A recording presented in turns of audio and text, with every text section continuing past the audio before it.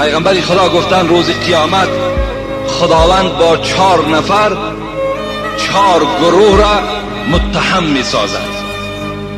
4 نفر 4 شخصیت قطعی و 4 پیغمبر 4 گروه را خداوند متهم می سازد، زبان کوتاه می گرداند. علی الاغنیا به سلیمان علیه السلام، بایها را راست می کند.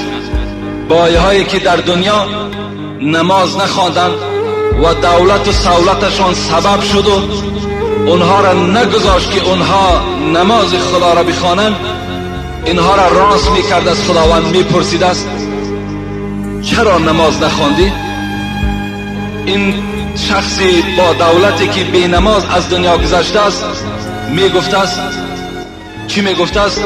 میگفت است پروردگارا ملکی زیاد داشتم، دولتی زیاد داشتم، بی نهایت دولتم هیچ حد کنار نداشت، از این خاطر به حساب امونها وابسته بودم، با دوادب امونها وابسته بودم، نماز نخواندم.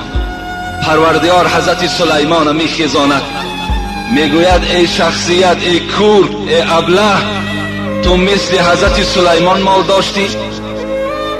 حضرت سلیمان چنان مال داشت که اگر تمام طبقه های همین زمین اگر میخرید تا حال پول او رسنده بود، لیکن بازم این در ذکر خدا بود، در یاد خدا بود. این آدم با دولت چی میشد است؟ متهم میشد است، زبان کوتاه میشد است. و علی العبید به یوسف علیه السلام،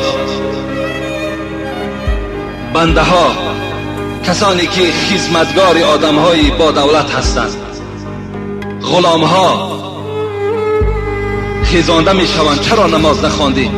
میگوید از پروردگار من غلام بودم، من به خودم سرور مولا داشتم، من وقت نیافتم که عبادت کنم. حضرت یوسف پروردگار نزد این غلام حاضر میکند، میگوید یوسف هم غلام بود،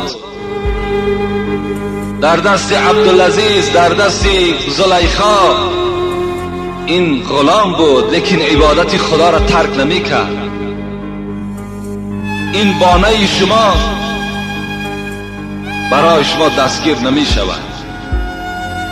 و علی المرضى به ایوب علیه السلام، آدمانی که در حالت بیماری نماز نمی خوانند بی نهایت زیاد است. اینها را وقتی خداوند زنده میگرداند و میپرسد چرا نماز نخواندی؟ میگوید پروردگارا من بیمار بودم، من بیمار بودم، من نتوانستم، از جای خود خیسته نمیتوانستم، پام کار نمیکرد، دستم کار نمیکرد، بدنم شق شده بود، فلج بودم، از این خاطر من نماز خوانده نتوانستم. پروردگار حضرت ایوب میارد، میگوید ایوب بیمار بود. راویای کتاب میگویند حضرت ایوب 18 سال بالای ریگ خواب بود. 18 سال بیمار بودن، از جای خود خیسته نمیتونستند، لیکن بازم این دعا میکردم پروردگارا تمام بدن من اگر درمند باشد من راضی هستم بجز زبان من. خدایا زبان مرا بسته نگردان تا که در یاد تو باشم. 18 سال بار عائلش گفته ایوب، گفت تو پیغمبر خدا هستی، دعای تو خدا میشنود، دعا نمیکنی که خدا به تو شفا دهد. حضرت ایوب گفتند ای زنک، گفتند چند سال راحت دیدم؟ گفتند 80 سال بالای راحت بودی. سال شد. گفت به خدا قسم، گفت من از پروردگار خود شرم دارم طلب شفا کنم تا زمانی که اگر 90 سال بیمار نشوم، تا اگر 80 سال بیمار به سوی خدا نشوم که راحتم و بیماریم برابر نشود، من از خداوند شرم دارم طلب شفا کنم. خداوند مریض ها را میگوید شما مثل ایوب بیمار بودید. امروز اکثریت مردم ما در حالت بیماری نماز نمیخوانند. در بیمارخانه ها که بالکل نماز نمیخوانند.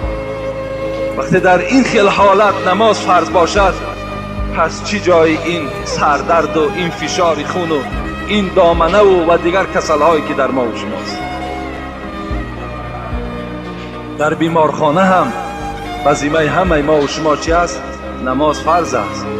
اگر چهره ما طرف قبله هم که نباشد، اگر روی ما اون طرف هم که باشد، اگر جایگاه خواب ما بی نماز باشد، اگر لباس بدن ما بی نماز هم که باشد، با اشاره باید نماز خوانیم در داخل بیمارخانه.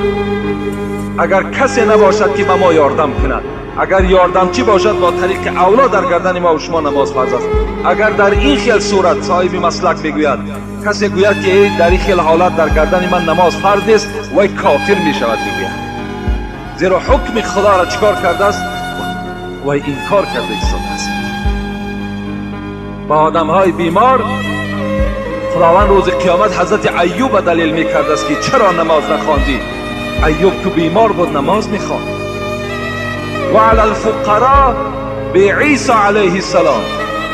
لیکن آدمای فقیر، آدمایی که فقیر بودن، آدمایی که کم بغل بودن در دنیا، اینها وقتی که خیزانده می شوند و از اینها پرسیده می شود، اینها می گویند که ما پروردگارا گرسنه بودیم، فقیر بودیم، نادار بودیم، از سحر تا بیگاه در دکان نشستیم که یک سوم برای زندگی پیدا کنیم.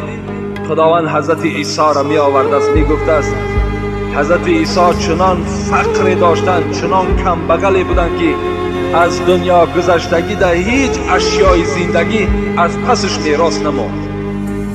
حتی یک کاسه از خاندان حضرت عیسی میراث نماند، هیچ چیز در زندگی نداشت. خداوند میگوید عیسی اینقدر فقیر بود، اینقدر نادار بود، لیکن نمازش میخواند. فقیرها را در اونجا با حضرت عیسی متهم میسازد.